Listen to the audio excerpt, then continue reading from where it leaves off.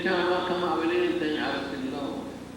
Chief Mattie Lou Jewell lived a long, productive, and Christ-filled life. She was tough, she had 3 strokes, and was on life support in a coma, and she recovered.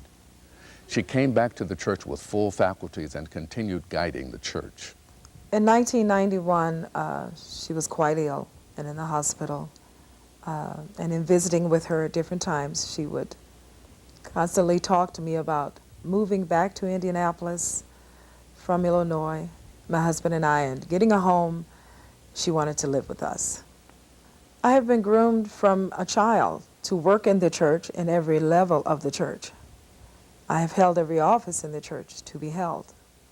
So I was groomed for this, yes. The time that I was visiting her and when she moved, before she moved into the home in Carmel, Indiana, she was speaking to me during a hospital stay about taking over when she dies.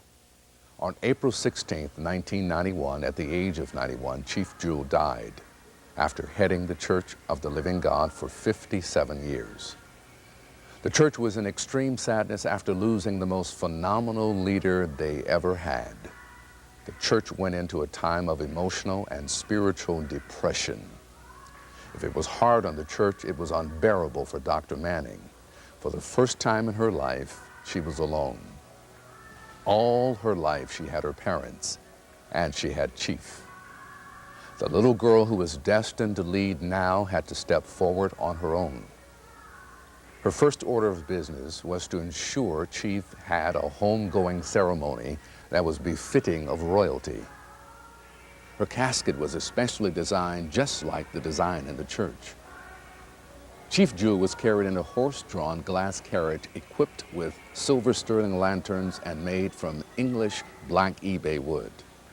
Her funeral was so massive that 3 funeral homes had to attend to the funeral, and they had to use 20 limousines.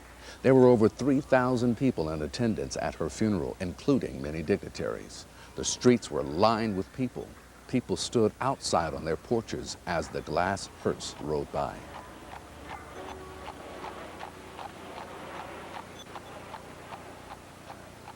She reigned longer than any leader in this particular movement. That's why she had such a name, because she reigned longer than any leader.